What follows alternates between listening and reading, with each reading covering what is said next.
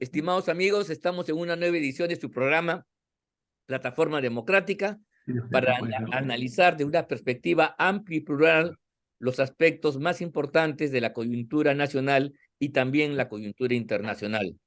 Este es un programa que se transmite por VES TV de VES Cable, el canal VHTV de Cable Más, Conectados, y las redes sociales de la Coordinadora Republicana y el portal La Veja. Soy Ángel Delgado y aquí en compañía con Víctor Andrés García Belaúnde y Juan Cheput vamos a llevar adelante las incidencias y los comentarios en torno a este programa. Bien, estimados amigos, ¿cómo están ustedes? Muy buenas tardes. De empezar diciendo lo siguiente, que en el Perú se ha producido una especie de gran tensión en torno a la capacidad que tiene o no el Congreso de la República de fiscalizar a un órgano constitucional como es la Junta Nacional de Justicia, y eso ha llevado no solamente a un enfrentamiento político que vamos a analizar, sino que en las últimas horas una sala del Poder Judicial ha resuelto interponer una medida cautelar con el objeto de paralizar esta discusión y que no se lleve a cabo, en fin, la evaluación, la investigación y sobre todo una sanción eventual si es que existen los votos y las razones suficientes para hacerlo. Esto, por supuesto, es un tema grave porque está afectando ni más ni menos que un principio fundamental del sistema democrático constitucional, que es la separación de poderes, donde la regla es que un poder del Estado no puede intervenir en las funciones de otro, ¿no? Y que el control político entre ambos, o el control jurisdiccional en un caso, tiene que hacerse de modo acotado y específico, porque de lo contrario, pues, así como no es dable que el Congreso de la República quiere intervenir en una sentencia que tiene que dictar la corte, alguna corte superior, algún juzgado, ni tampoco sería dable que el Parlamento quiera destituir a los magistrados antes de dictar una sentencia.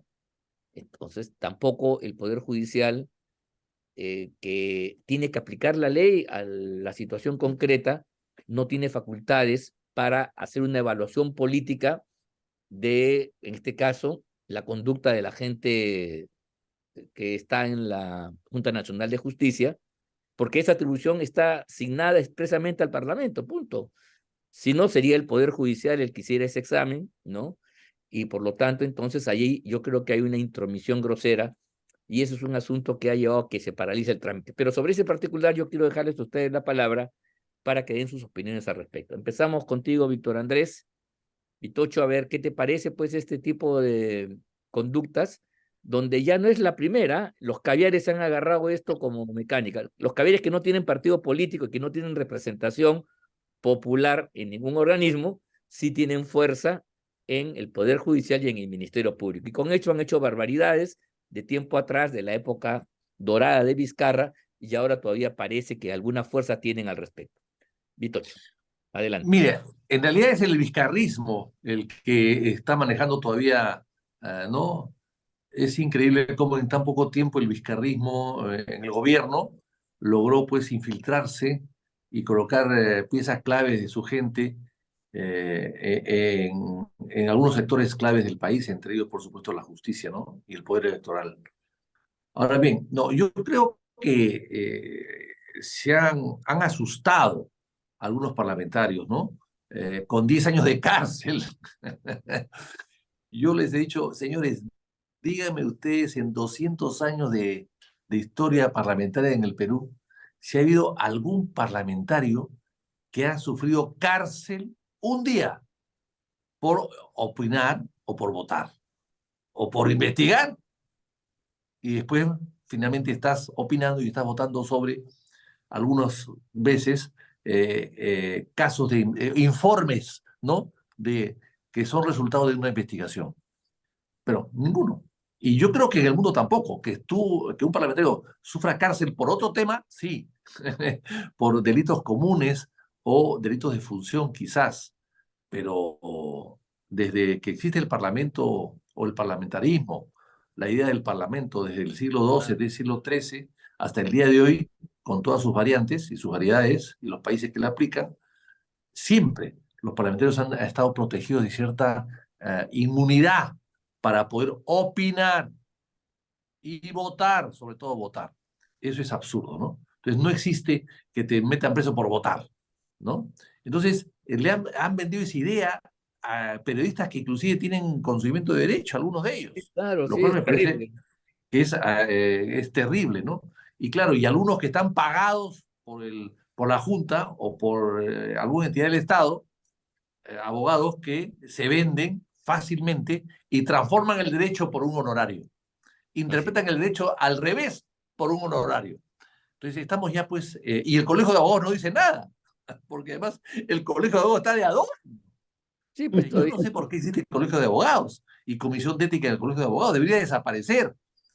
Yo presenté un proyecto de ley en su momento, siendo yo abogado además, o sea que nadie puede decirme que no conozco el tema, para que el Colegio de Abogados no sea obligatorio su inscripción, ser miembro de él.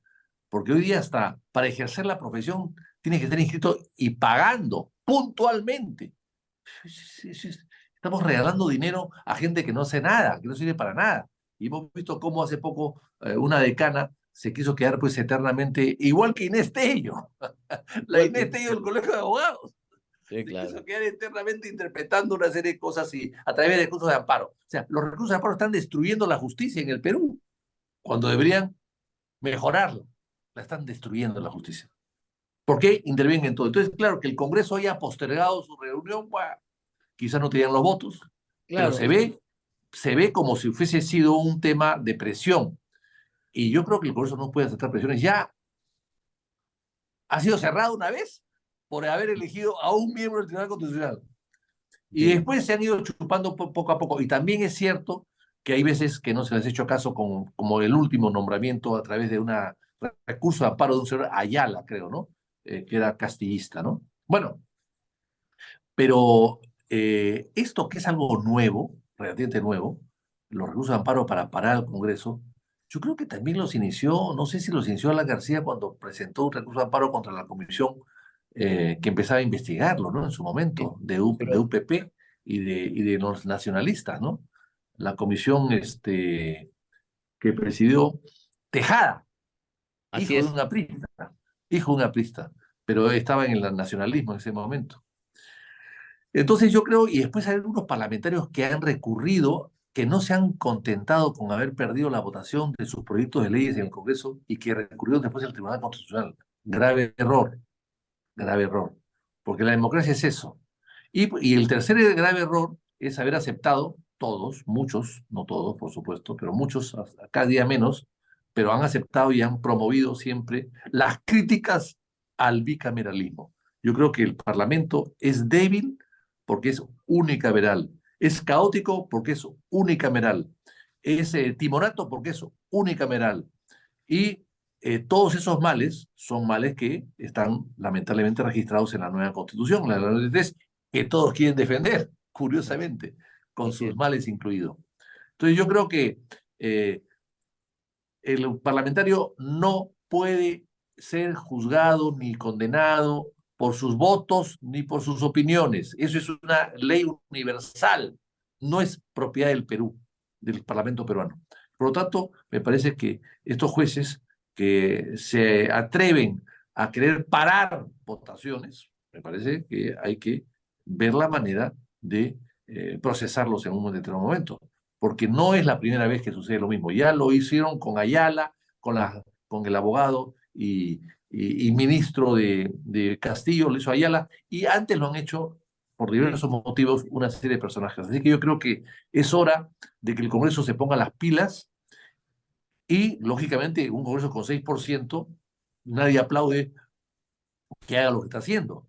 Pero el tema no es el 6% de hoy día, el tema es el Congreso como institución, así ¿no? es. No es los miembros lo que hacen en el Congreso. El Congreso vale por sí mismo. Los miembros lo perjudican la labor y la imagen. Por eso es que tenemos que procurarnos elegir mejor, mucho Correcto. mejor, mucho mejor.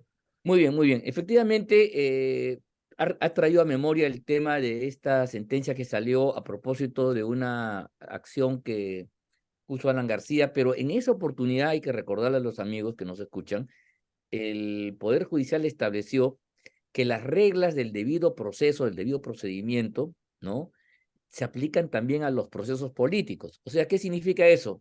Que cuando se lo quiere investigar hay que notificarle cuál es la causa, darle un tiempo para que estudie, poder ser convocado, capacidad para defenderse, intervenir con un abogado, en fin, esas pautas para que uno pueda defenderse son las únicas que podrían autorizar una intervención del Poder Judicial. Pero yendo al fondo, en materia de competencia del Poder Judicial, no puede pues meterse en asuntos que no son propios para él, como el Parlamento no puede meterse en los asuntos del Poder Judicial. Si mañana en un tema propio de la competencia el Poder Judicial dicta una sentencia y el Parlamento no quiere cumplir, bueno, allá los parlamentarios pueden tener algún resquemor, pero cuando uno ejerce una competencia que está escrita en blanco y negro en el texto constitucional, no hay ningún problema. Eso es una ridiculez absoluta.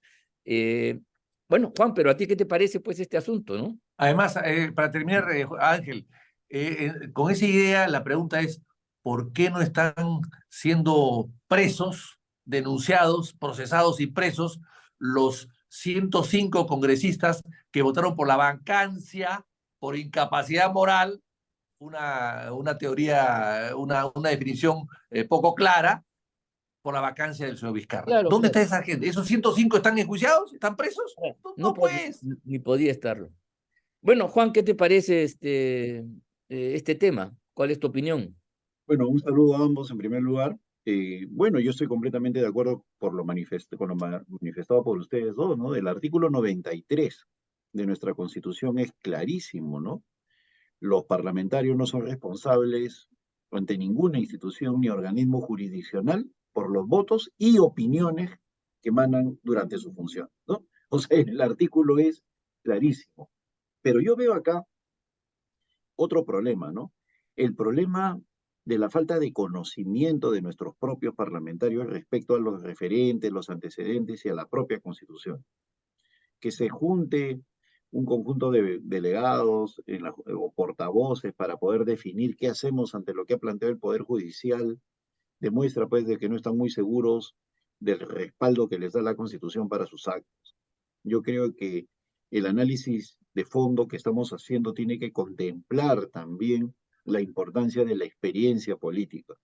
Y hay una cosa que yo quisiera resaltar dentro de lo que ha hecho Víctor Andrés, lo peligroso que es estar formando antecedentes para el futuro.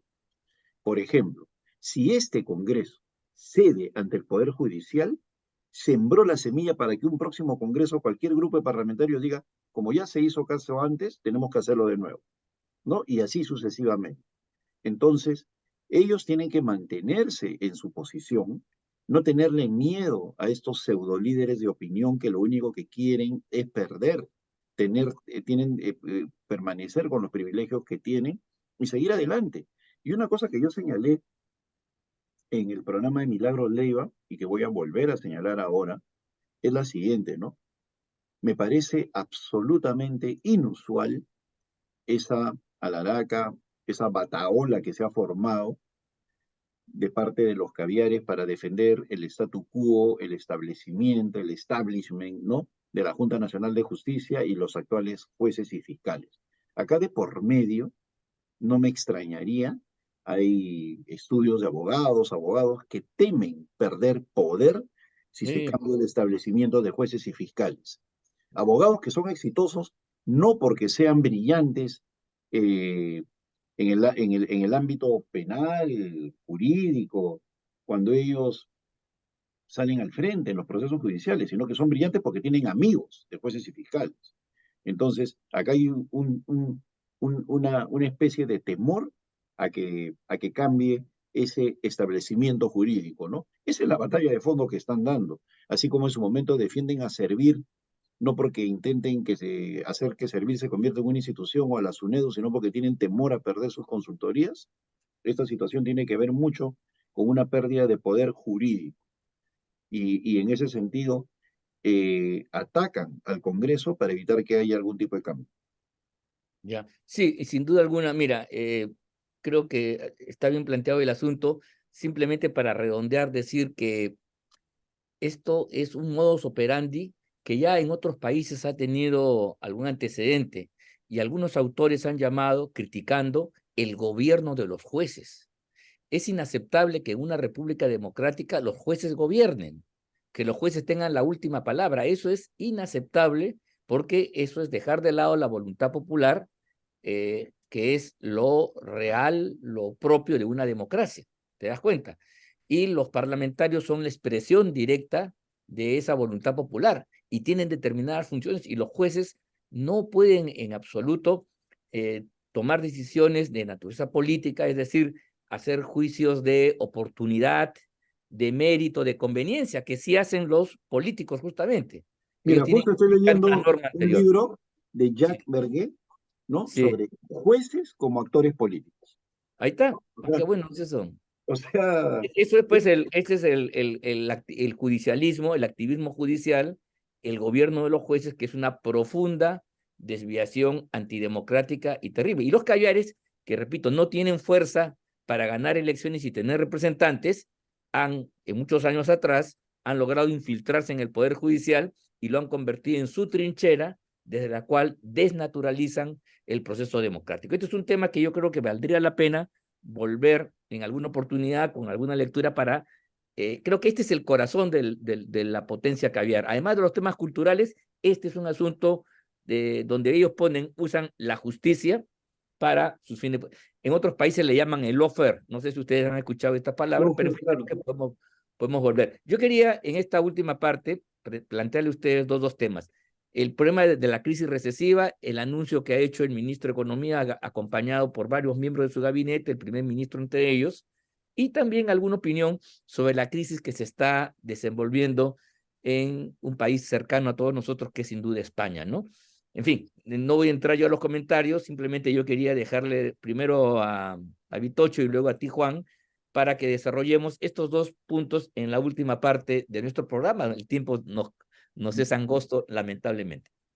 No, Vitocho. a ver, en el tema, yo creo que el tema de España es terrible porque están casi, eh, eh, sin quererlo, están llamando a un nuevo Franco, ¿no?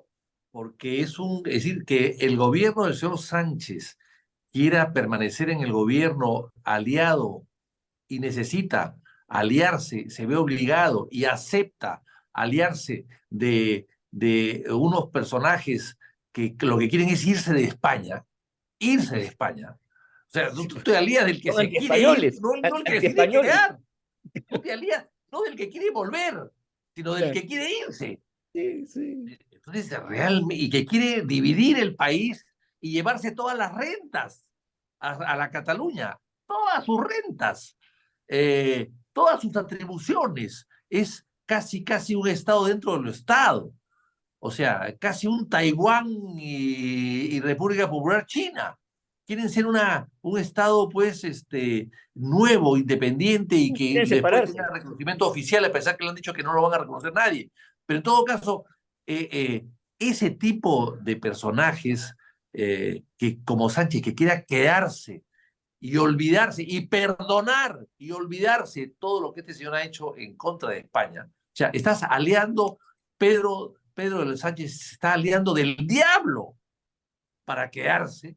O sea, es tóxico, nefasto, es putrefacto, ¿no? Es una cosa espantosa. Y el pueblo se da cuenta, ha habido ya manifestaciones muy importantes en España contra esta decisión del señor Sánchez y habrá más adelante. Todo por quedarse. El poder te da derecho a todo, ¿no? A todo.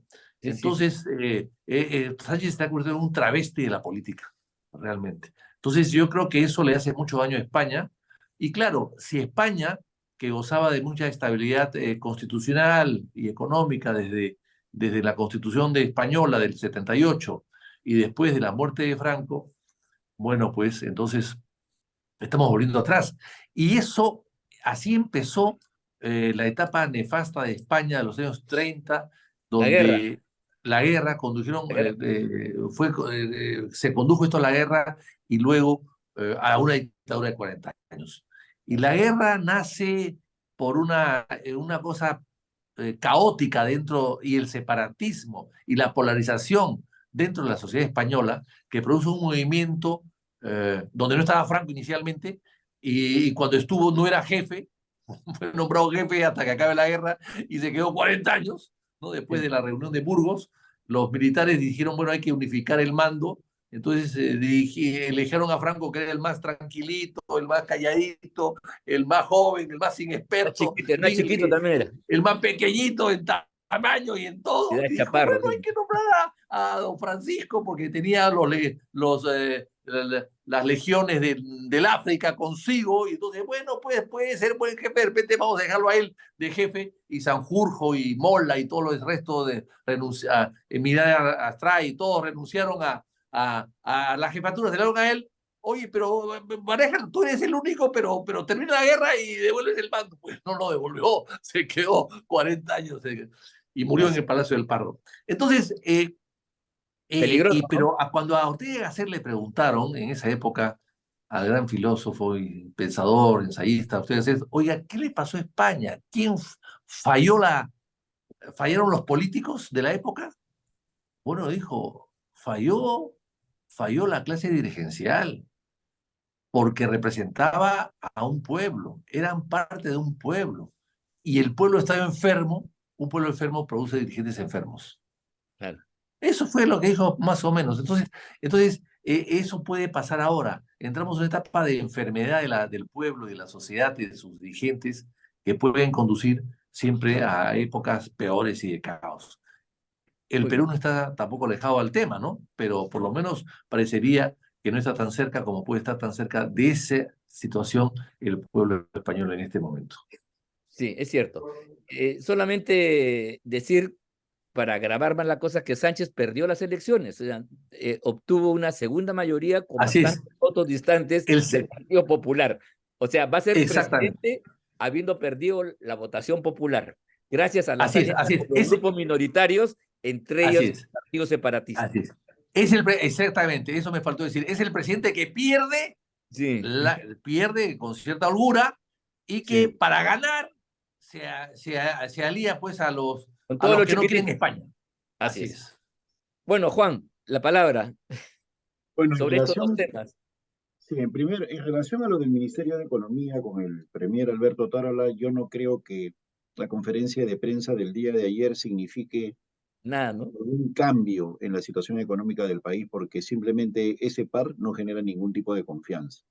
Además, las medidas de reactivación sobre la base de proyectos mineros, como si los proyectos mineros vayan a cambiar de su posición actual, de ser La de maduración ser es lenta. la maquinaria que empieza a funcionar el otro año, eso no es así, pues tiene que haber una serie de mecanismos intermedios. La mejor forma de recomponer la confianza con el país es con un cambio de gabinete y me vengo reafirmando en eso. De Otárola acuerdo. no da la talla. Y si el señor Otárola, como ha dicho Milagro Leiva, es el culpable del apagón en Palacio de Gobierno, de manera irresponsable, pudiendo haber generado una desgracia solo para que él pueda salir sin abucheos, entonces ese señor debería estar en la cárcel, si es que eso es verdad, si es que esa noticia que se está difundiendo en redes tiene algo de cierto. Y la verdad es que no me extrañaría, más allá de lo anecdótico que puedan decir ustedes, el hecho que se especule así con un premier.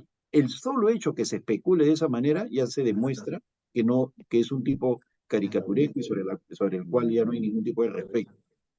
Y en relación a España, hoy día el drama está presente en toda la prensa española, sin excepción. Empezando porque se señala que hay un quiebre del Estado de Derecho, porque Puigdemont lo primero que hace cuando declara es que él se jacta de haber logrado la amnistía sin pedir perdón, y ¿Qué por más? otro lado, con la situación de conflictos que hay, porque todas las asociaciones de jueces, sin excepción, condenan esto, Exactamente. Y hasta Felipe Felipe González González, sí, Felipe González, ha sí. dicho de que esta es una barbaridad de la cual él se avergüenza del pacto que ha hecho el PSOE. Ahora, la investidura es 15 o 16 de noviembre, 5 días es un montón en política, y la verdad es que creo que empieza un clima de inestabilidad del cual no podemos ser ajenos, y que está demostrando otra cosa, que puede significar escándalo para un montón de gente. Acá hay deficiencias en la Constitución española, Y la constitución de nosotros, del año 79 y la del 93, tiene muchas cosas inspiradas en la constitución española. Así es, Entonces, cierto, cierto. no hay que tenerle miedo a una revisión de la constitución en el Perú. No, la constitución nuestra no está escrita sobre piedra. Yo creo que Vitocho hablaba de Ortega, ¿no? Ortega escribió un ensayo, España invertebrada, en Ajá, el cual dice, las vértebras son las instituciones.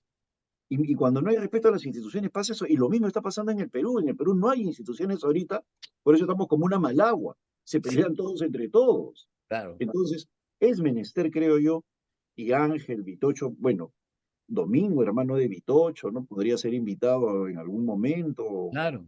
Creo de que es fundamental, ya que tenemos el privilegio a través de Vitocho de tener al mejor constitucionalista del país dentro de nuestros amigos, plantear un gran debate nacional para, para de una vez, sin ningún tipo de euforia, señalar que nuestro país requiere de un cambio constitucional profundo. No sé si a través de una asamblea o a través del Congreso, pero ese tema no puede salir fuera del debate.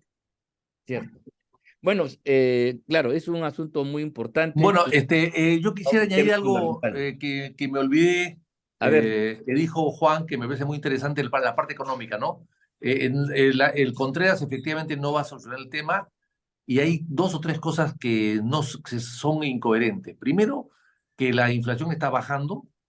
Segundo, que los intereses los han bajado y sin embargo suben los intereses del consumo. Han subido a 101% el interés para créditos de consumo. Entonces, estamos en recesión, queremos salir de ella. ¿Cómo salimos de ella? Subiendo a 101% el encareciendo tope el precio del para los dinero. intereses en consumo. ¿Cómo? Si el consumo es lo que más crédito tiene en el país, masivamente. Entonces, hay signos de total incoherencia en un ministerio que hay que acostumbrarse en el Perú que los funcionarios no tienen que ser buenos ministros. Todos los funcionarios no pueden ser buenos ministros, pues. Entonces, la famosa ley de Peters, ¿no? Hay incompetencia de niveles, ¿no? Tú puedes ser un buen funcionario de tercera categoría o de segunda, hasta de primera. Eso no significa que puedas ser un buen ministro, pues, en tu sector, en el ministerio. Y eso es lo que Así, estamos, ante un pésimo ministro de Estado en sí, economía. que no lo ha visto y que no ha podido. Estas cosas podía hacerla antes. Mira, el tiempo ahora sí nos ha ganado definitivamente y yo quiero agradecerles a ustedes dos por sus comentarios. Es un programa interesante. Hemos tenido una visión panorámica, tanto del mundo como del país. Los problemas institucionales quedan abiertos y yo quiero solamente decirle a todos los amigos que nos escuchan, expresar mi agradecimiento por el respaldo, por el seguimiento y decirles que nos vemos la próxima semana nuevamente con su programa Plataforma Democrática. Hasta la próxima, Juan, Víctor Andrés, nos vemos la próxima semana para seguir analizando el acontecer nacional y también internacional. Nos vemos.